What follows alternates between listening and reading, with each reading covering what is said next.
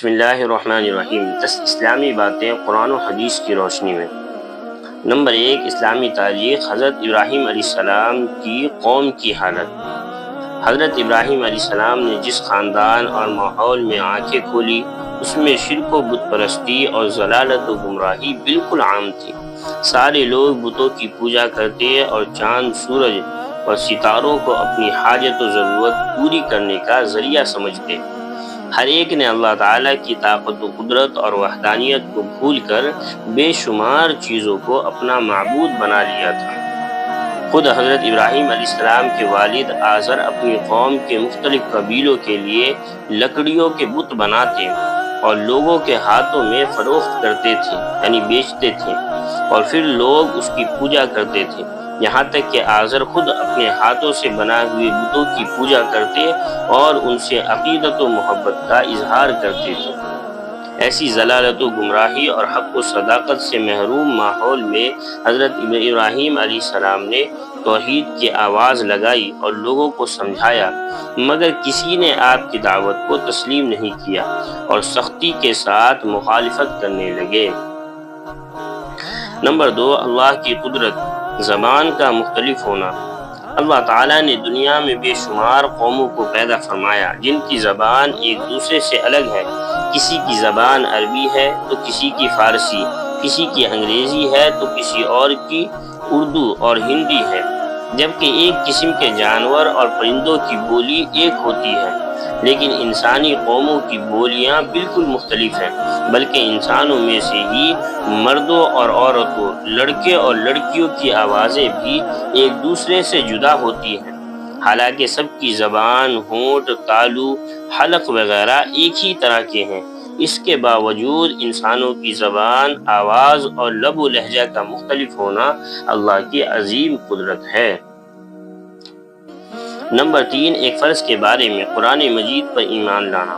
قرآن میں اللہ تعالیٰ فرماتا ہے، اے ایمان والو، اللہ کی ذات اور اس کے رسول اور اس کی کتاب یعنی قرآن مجید پر ایمان لاؤ، جس کو اللہ نے اپنے رسول پر نازل فرمایا ہے، اور ان کتابوں پر بھی ایمان لاؤ جو ان سے پہلے نازل کی جا چکی ہے۔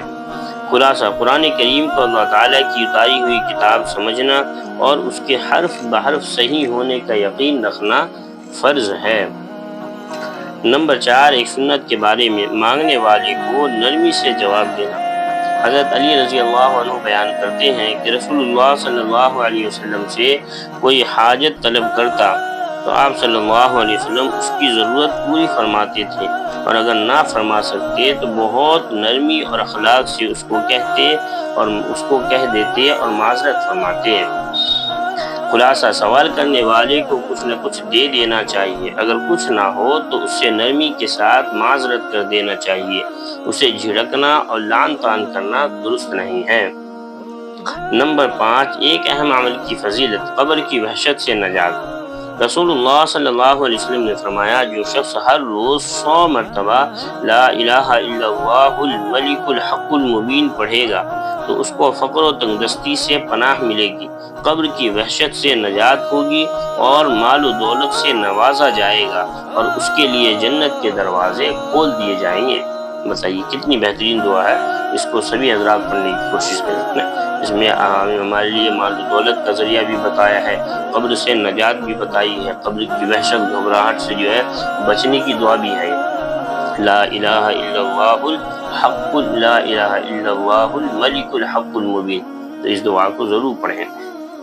نمبر 6، ایک گناہ کے بارے میں شطرنج کھیلنے کی ممانعت۔ رسول اللہ صلی اللہ علیہ وسلم نے فرمایا، جو شخص شطرنج کھیلتا ہے وہ گویا اپنا ہاتھ خنزیر کے گوشت اور خون میں رنگتا ہے۔ نمبر 7، دنیا کے بارے میں، دنیا کا فائدہ وقتی ہے۔ ایک مرتبہ رسول اللہ صلی اللہ علیہ وسلم نے اپنی تقریر میں فرمایا، غور سے سنو، دنیا ایک وقتی فائدہ ہے جس سے ہر شخص فائدہ اٹھاتا ہے، چاہے نیک ہو یا گناہ گار۔ نمبر 8، آخرت کے بارے میں، اہل جنت کا شکر ادا کرنا۔ قرآن میں اللہ تعالیٰ فرماتا ہے، جنتی جنت میں داخل ہو کر کہیں گے، حمد اور شکر اس اللہ کے لیے ہے جس نے ہم سے ہر قسم کا غم دور کر دیا بے شک ہمارا رب بڑا بخشنے والا، بڑا قدردان ہے، جس نے اپنے فضل و کرم سے ہم کو ہمیشہ رہنے کی جگہ میں اتارا، جہاں نہ ہم کو کوئی تکلیف پہنچے گی اور نہ ہم کسی قسم کی تھکان محسوس کریں گے۔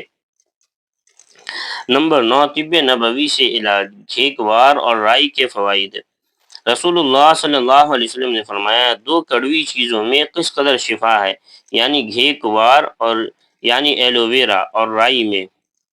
نوٹ: گھیکوار ایلو ویرا چہرے پر لگانے سے اس کو نکھارتا ہے، جلد کی خشکی دور کرتا ہے، سر پر لگانے سے بال اگاتا ہے، جلے اور کٹے ہوئے نشانات کو دور کرتا ہے۔